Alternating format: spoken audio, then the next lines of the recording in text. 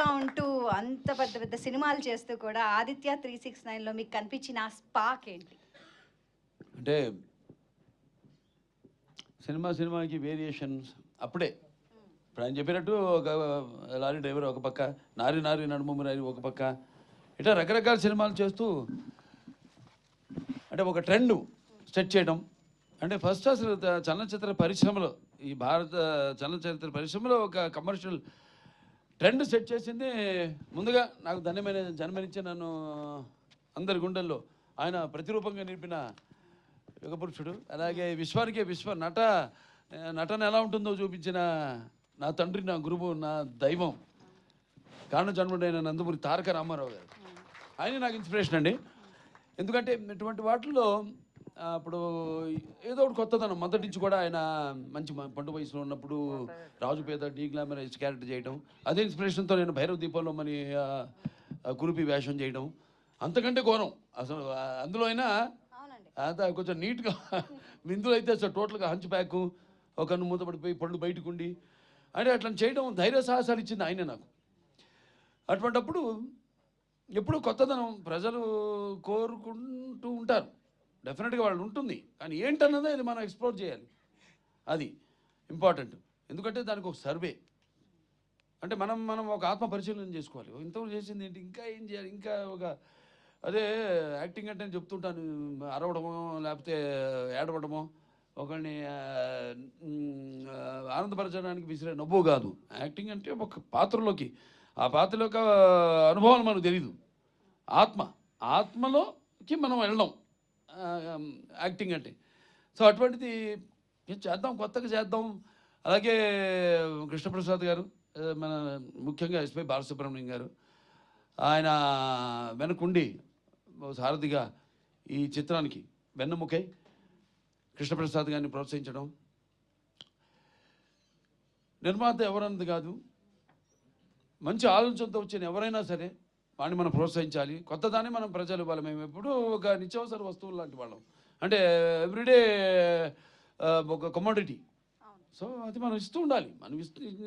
మన తెలుగు ప్రజల్లో ఒక ప్రత్యేకత ఏంటంటే ఎప్పుడు కొత్తదాన్ని ఆదరిస్తారు. మొదటి నుంచి చెప్పుకొచ్చాను, నాన్నగారు మంచి పండు వయసులో ఆయన భీష్ముడి పాత్ర వేయడం ఏంటి, అటువంటి ఎన్నెన్నో సాహసాలు చేసి ప్రజల మన్నలను పొందారు ఆయన. అంటే ఆయన ఒక 10-15 సంవత్సరాల ముందు ఆలోచించేవారు ఆయన. ఒక రకంగా నిర్మాతలు కూడా ఏదైనా సినిమా కూర్చో యావరేజ్గా దాటితే కూడా ఆయన చెప్పేవారు, సలహా ఇచ్చేవారు, ఏమండి ఈ నెగిటివ్ ఎప్పుడు తాకట్టు పెట్టద్దు మీరు ఎక్కడ కూడా, ఇది ఎప్పటికైనా బంగారు గుడ్లు పెట్టే బాతు, దట్ ఈస్ ఎన్టీఆర్ అనేవారు ఆయన. అంటే ఆయనకు ఒక నిర్మాత బాగుండాలి, రేపు అది ఏంటి ఎవరు నిర్మాత వచ్చినా కూడా. సో అలా ఒక మంచి సినిమా చేస్తున్నాం అన్న ఒక సంతోషం. అలాగే నాన్నగారు సినిమాలు చూస్తూ పెరిగాను. సో నా కొట్టిన పిండి ఈ పాత్రలన్నీ, శ్రీకృష్ణదేవరాయలు అయితేనేమి, ఆ నాన్నగారు చేశారు 2 సినిమాలు. ఒకటేమో నాన్నగారు మన కిరణేశ్వరరావు కలిసి తలాన రామకృష్ణ. సో అవన్నీ ఎప్పుడు అవే చూస్తుంటాను, పాత సినిమాలు. అట్లోంచి మళ్ళీ కొత్తదనం వైపు కూడా నేను కూడా 25 సంవత్సరాలు కొన్ని సాహసించి చెప్పేస్తుంటా క్యారెక్టర్. మా డైరెక్టర్లు కూడా వాళ్ళు బాబు చాలా ఇక తరతిద్దాం ముందు, ఇది లేకపోతే ఎంతో ముందుగా ఆలోచిస్తున్నారు మీరు వద్దని. సో అలా నా ఇన్స్పిరేషను, ఆ ధైర్యంతో మంచి సినిమాని మనం చేయబోతున్నాం. అంటే చాలామంది అప్పటికంటే కూడా ముందు ఆలోచించేసాం, ముందు జనరేషన్స్ని. Forward thinking. ఇవాళ రేపు చూస్తారు, రిలీజ్ అయితే సినిమాని ఎలా ఆదరిస్తారు. ఎందుకంటే ఇప్పుడు నేను ఒక 2 జనరేషన్స్ కనెక్ట్ అయిపోయాను నేను. అది సినిమాల ద్వారా కానివ్వండి, లేకపోతే అన్స్టాపబుల్ ప్రోగ్రామ్ ద్వారా కానివ్వండి, అలా 2 జనరేషన్స్. అంటే నా కొడుకే కాదు, నా మనవాళ్ళతో కూడా నేను కనెక్ట్ అయిపోయాను. సో వాళ్ళకి ఇది కరెక్ట్ యాప్ట్ పిక్చర్ బాలకృష్ణది ఈ సినిమా. అన్ని సినిమాలు పిల్లలు కూడా చూస్తున్నారు, డైలాగులు చెప్తున్నారు. ఏది మా డాకు మహారాజు కానివ్వండి, లేకపోతే మా నేలకొండ భగవంత్ కేసరి కానివ్వండి, లేకపోతే అఖండ కానివ్వండి, లేకపోతే వీరసింహారెడ్డి కానీ. అటువంటిది మరి మెయిన్గా ఒక సింగతి శ్రీనివాసరావు అంత ముందు చేసిన సినిమాలు, ఆయన చేసిన ఎక్స్పెరిమెంట్స్. సో ఆ ఎక్స్పెరిమెంట్స్ నాకు ముందుగా ఆయన మీద ఒక నమ్మకం. ఇప్పుడు బాపు గారి డైరెక్షన్లో నేను శ్రీరామరాజ్యం చేసినట్టే. ఎందుకంటే బాపు గారు లేకపోతే ఆ సినిమాని చేస్తుండేవాడిని కాదు.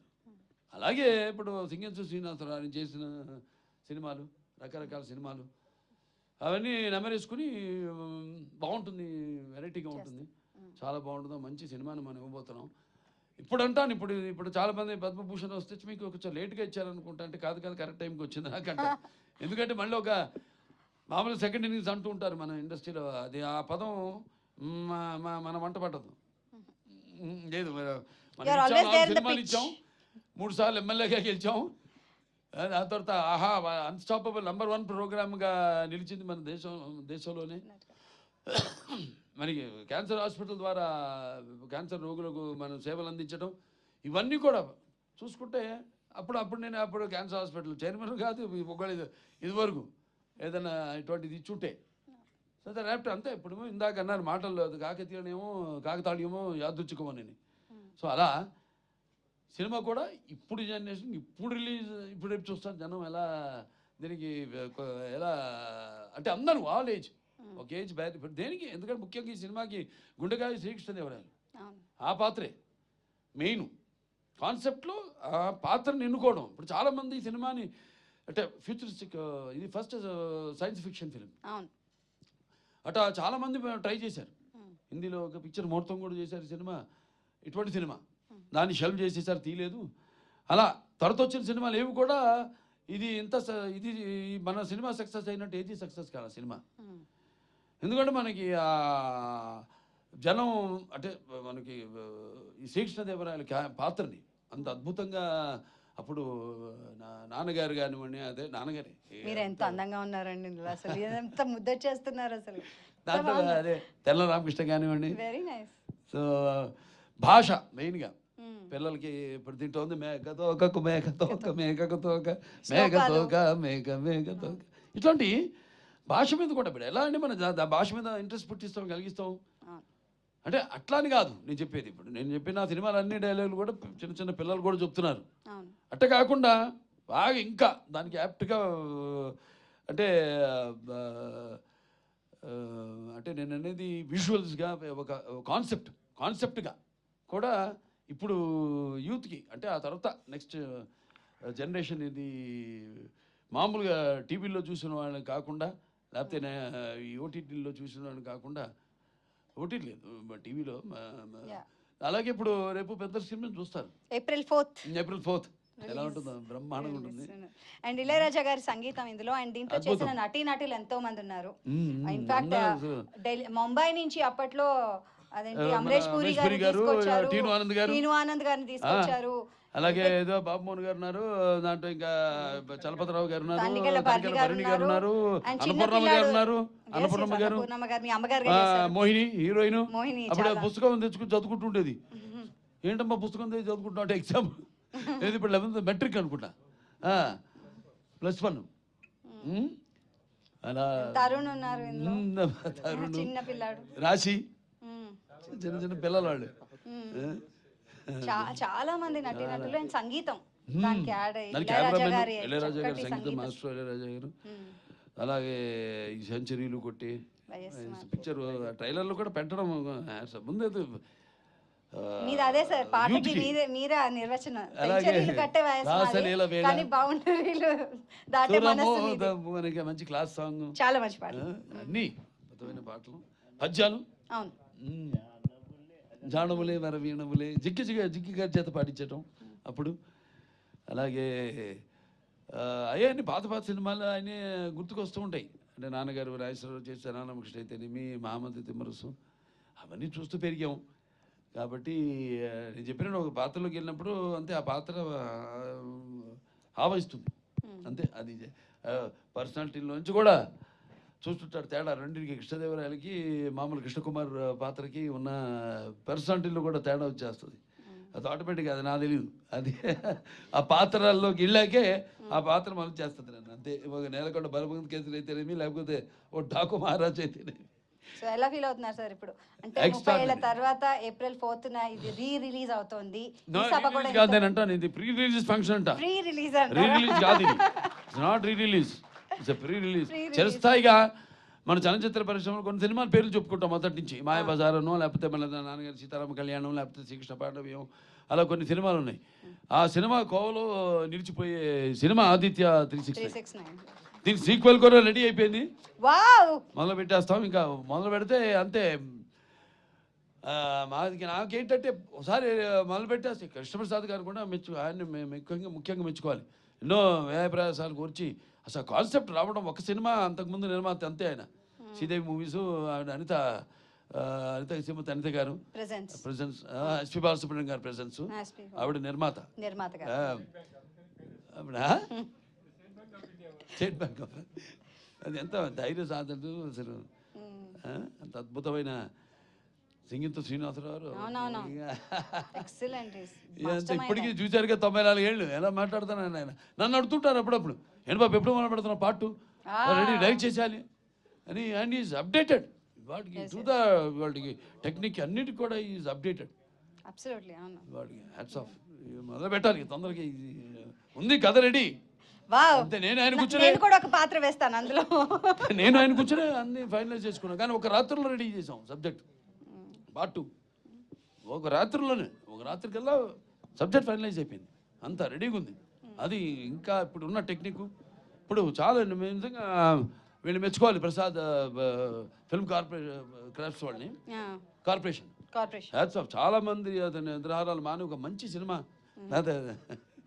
చేస్తున్నారు. టీం అన్నా అసలు వాళ్ళు ఒక 300 పైన, సుమారుగా 350 మంది అందరూ వాళ్ళు ఇది ఒక మంచి సినిమా చేస్తున్నాం మనం. చిరస్థాయిగా దీన్ని ఎలాగైనా నిలబెట్టాలి ఈ సినిమాని. చలనచిత్ర కేవలం మన తెలుగు చలనచిత్ర పరిశ్రమలోనే కాదు, భారత చలనచిత్ర పరిశ్రమ దీన్ని నిలబెట్టాలని పాప అర్నిషలు కష్టపడి ఒకే ఒక ప్రింట్ దొరికింది. అప్పుడు ఇదంతా లేదు, డిజిటలైజ్ చేయడం. తర్వాత 2006లోనో 2008లోనో వచ్చింది అప్పుడు అది. అప్పుడు మేము గ్రాఫిక్స్ ఎలా వాడలేదు, యూమాటిక్ టెక్నిక్ వాడాం. చాలా కొత్త ఇప్పుడు వాళ్ళకి నేర్చుకోవాలి, ఖర్చు ఎలా తగ్గించుకోవాలి సినిమా అన్నది.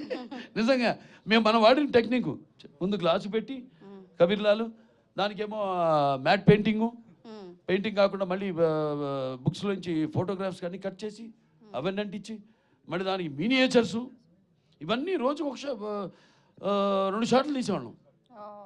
టాక్ డిస్మాంటిల్ చేసేసి అప్పుడు క్లోజప్స్, మిడ్ షాట్స్ తీసుకునేవాళ్ళం. చాలా అంటే చాలా 3 కెమెరామెన్లు దీనికి, శ్రీరామ్ గారు, అలాగే మన విఎస్ఆర్ స్వామి గారు. అందుకే ఆ తేడా కనపడుతుంది మనకి. అంటే కన్వెన్షనల్ ఫోటోగ్రఫీ, దాని తర్వాత లేటెస్ట్ బౌన్స్ ఫోటోగ్రఫీ ఏదైతే శ్రీరాము, పిసి శ్రీరాము, లేకపోతే మేము కబీర్లాల్ గారు వాడారు. అద్భుతం. సో 4th ఏప్రిల్ అందరినీ ఒకసారి మరోసారి మీ పిల్లలతో అందరితో వచ్చి చూడాలని మీరే చెప్పాలి అందరికి. బికాజ్ యు ఆర్ మీరే భుజం మీద అంత కాన్ఫిడెంట్ నాకు. ఎందుకంటే ఇప్పుడు అప్పట్లో చేసాం, అది నేను చెప్పినట్టు చిరస్థాయిగా ఉండిపోయే సినిమా ఇది ఖచ్చితంగా. ఇక ఎక్కడి నుంచి ఇక ఈ సినిమా చూస్తూనే ఉంటారు, ఇక జనరేషన్స్ వచ్చే జనరేషన్స్ నిర్విరామంగా ఫర్ ఎవర్. అంతే చాలా ఎంతో కష్టపడ్డారు. అందరికీ నా అభినందనలు తెలియజేసుకుంటా, కృతజ్ఞతలు తెలియజేసుకుంటాను. To restore the film, restore చేయడం అనేది మేము చాలా కష్టమైన, దీంతో క్రాఫ్ట్స్తో కూడుకున్న. అవును, గత 3 నెలల నుంచి దానికే వర్క్ చేస్తున్నారు. 8 months నుంచి. I'm sorry sir. సో 8 నెలల నుంచి చేశారంటే ఇట్స్ రియలీ గ్రేట్.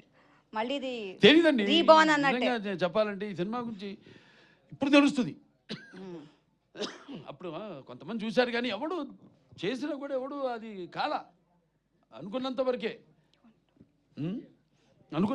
అంతేగాని ఏది జరగల ప్రాక్టికల్గా. ఇక ఈ సినిమా ఇవాళ మాట్లాడుకుంటారు మొత్తం మన ఇండియన్ ఫిలిం కమ్యూనిటీ మొత్తం కూడా ఈ సినిమా గురించి మాట్లాడుకుంటుంది. రిలీజ్ అయ్యాక సినిమా గురించి ఖచ్చితంగా no doubt about it. Telugu వాళ్ళ గొప్పతనం, మన వాళ్ళ తెలుగు వాళ్ళ ముందు చూపు ఖచ్చితంగా forward thinking. Thank you so much అండి. ఇట్స్ ఎ ప్లెజర్ మిమ్మల్ని ఇలా కలుసుకోవడం. అందరు కూడా నా విశ్వావసు సంవత్సరం శుభాకాంక్షలు తెలియజేసుకుంటున్నాను అందరికి. Ugadi thank you so much. అంటే ఉగాది అంటే ఉరకలు వేసే ఉత్సాహం, ఉగాది అంటే ఉప్పెనలో పొంగే ఒక కవిత్వం. అలాగే అందరు కూడా భగవంతుడు అష్టైశ్వర్యాలు, సుఖ సంతోషాలు, భోగభాగ్యాలు, కీర్తి ప్రతిష్టలు, శ్రీ సంపదలు, ఆయుర ఆరోగ్యాలు, సంపూర్ణ ఆయుష్, నవగ్రహాల అనుకూల్యం ప్రసాదించాలని మనం ప్రార్థిస్తున్నాను. థ్యాంక్ యూ సో మచ్ అండి. అండ్ అనిల్ గారు మాట్లాడుతూ అన్నారు. అండ్ ఫస్ట్ ఆఫ్ ఆల్ నాకు ఈ వేదిక ద్వారా ఫస్ట్ కృష్ణప్రసాద్ గారిని అండ్ టీమ్ని నిజంగా సార్ ఆదిత్య 369 లాంటి ఒక క్లాసిక్ని అది ఆ ప్రింట్ నుంచి డిజిటలైజ్ చేసి అది మరుగున పడిపోకుండా అంత గొప్ప చిత్రాన్ని 4K చేసి మీరు ఈరోజు ఇక్కడికి తీసుకురావడం సార్ నిజంగా అద్భుతం సార్. ఎందుకంటే ఎన్నో తెలుగు గొప్ప చిత్రాలు బ్లాక్ అండ్ వైట్ చిత్రాలు కూడా చాలా వరకు మనం ఇప్పటికీ టీవీలో చూస్తున్నాం. అంటే అలాంటి సినిమాలు సేవ్ చేయడం అనేది కూడా మనకు అవసరం. అండ్ ఇంకోటి బాలయ్య బాబు గారు చెప్పినట్టు ఇది నిజంగా ఇది రీ రిలీజ్ కాదు, ప్రీ రిలీజ్. నాకెందుకో ఆయన అఖండ, వీరసింహారెడ్డి, భగవంత్ కేసరి, డాకు మహారాజ్, అఖండ 2 మధ్యలో ఇది ఒక బ్లాక్ బస్టర్ అయిపోద్దాం అనిపిస్తుంది. అవ్వచ్చు, అవుతుంది కూడా. సో ఖచ్చితంగా అలాగే తెలుగు ప్రేక్షకులందరికీ నా విజ్ఞప్తి. సో మేము చిన్నప్పుడు ఈ సినిమాని సెలబ్రేట్ చేసుకున్నాం, ఇది మళ్ళీ థియేటర్లో వస్తుంది. సో పిల్లలకి ముఖ్యంగా ఈ సినిమాలో చాలా అద్భుతాలు ఉన్నాయి. తెలుగు భాష గురించి, తెలుగు పద్యాల గురించి, తెలుగు రాజుల గురించి, తెలుగు కవుల గురించి ఎన్నో గొప్ప విషయాలు ఉన్నాయి. అలాగే సైన్స్ గురించి, అలాగే ఫ్యూచరిస్టిక్గా, అలాగే రియలిస్టిక్గా చిన్న చిన్న పిల్లలు చేసే చిన్న చిన్న అల్లరి ఉంది, ఒక కోహినూరు వజ్రం, చాలా వెరైటీ ఎలిమెంట్స్ ఉన్నాయి. సో ఖచ్చితంగా ఈ వీకెండ్ పిల్లలందరినీ తీసుకెళ్ళి ఖచ్చితంగా ఈ సినిమాని చూపించండి. డెఫినెట్గా వాళ్ళకి ఇది ఒక చిన్న లైబ్రరీలో వాళ్ళకు ఒక పాఠం చెప్పినట్టు కూడా ఉంటుంది ఈ సినిమా. మంచి మంచి పాటలు ఉన్నాయి. అండ్ యూత్ కూడా, ఈ జనరేషన్ యూత్ కూడా డెఫినెట్గా ఈ సినిమా చూడండి. ఇళయరాజా గారు అందించిన క్లాసిక్ ట్యూన్స్ ఉన్నాయి. ఇంకా బాలయ్య బాబు గారు అయితే మీరు మెస్మరైజ్ అయిపోతారు. So don't miss this movie. నిజంగా స్క్రీన్లోకి వెళ్ళి ఈ సినిమాని మిస్ చేసుకుని సెలబ్రేట్ చేసుకోండి అందరికీ. సో